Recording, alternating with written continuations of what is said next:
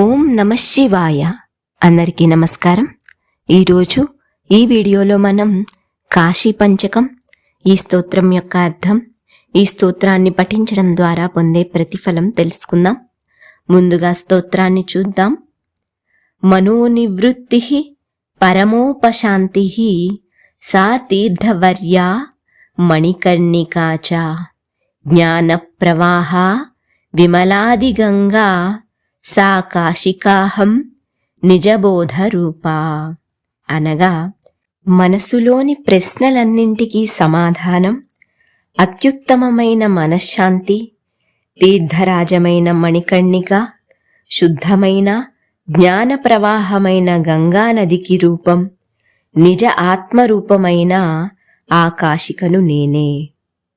యస్యామిదం కల్పితమింద్రజాలం చరాచరం భాతి మనోవిలాసం సచ్చిత్సుఖైకా పరమాత్మరూపా సా కాశికాహం నిజబోధరూపా.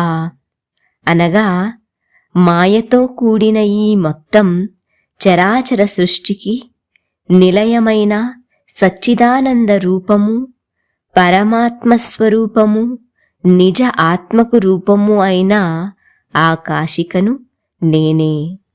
కోశేషు పంచస్వధిరాజమానా బుద్ధిర్భవాని ప్రతిదేహ గేహం సాక్షీ శివ సర్వగతోంతరాత్మా సా కాశికాహం నిజబోధరూపా.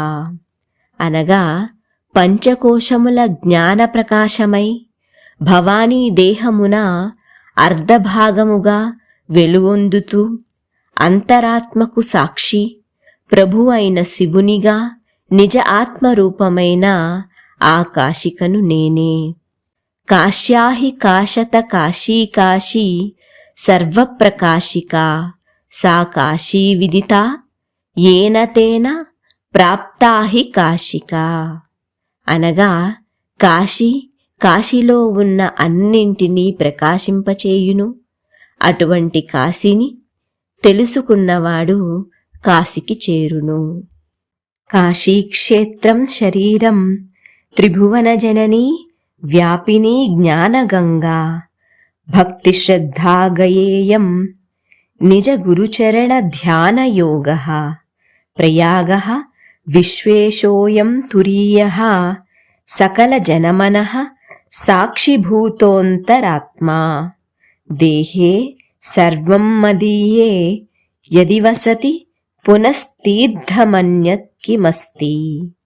అనగా నా దేహమే కాశీలోని దేవాలయం, నా భక్తియే విశ్వవ్యాప్తమైన త్రిభువన జనని గంగానది, నా శ్రద్ధ గయక్షేత్రం, గురుదేవుని నిజపాద ధ్యానమే ప్రయాగ, ఈ జగత్తులో సకల ప్రాణుల మనస్సాక్షి భూతమైన విశ్వేశ్వరుడు నా అంతరాత్మ. దేహంలో అంతటా ఈ విధంగా వ్యాపించి ఉండగా వేరే తీర్థంతో పని ఏమి? ఇప్పుడు ఈ స్తోత్రాన్ని పఠించడం ద్వారా పొందే ప్రతిఫలాన్ని తెలుసుకుందాం. ప్రత్యక్షంగా కనిపిస్తున్న కాశీక్షేత్రం, శరీరంలో ఉన్న అంతరాత్మ ఒకటే అని ఆదిశంకరాచార్యుల వారు ఈ స్తోత్రం ద్వారా చాటి చెప్పారు. ఈ కాశీ పంచకం భక్తి శ్రద్ధలతో పఠించడం ద్వారా కాశీక్షేత్ర దర్శన పుణ్యఫలం దక్కును. సర్వపాపాలు కర్మలు తొలగి మోక్ష మార్గం లభించును. ఓం నమః శివాయ.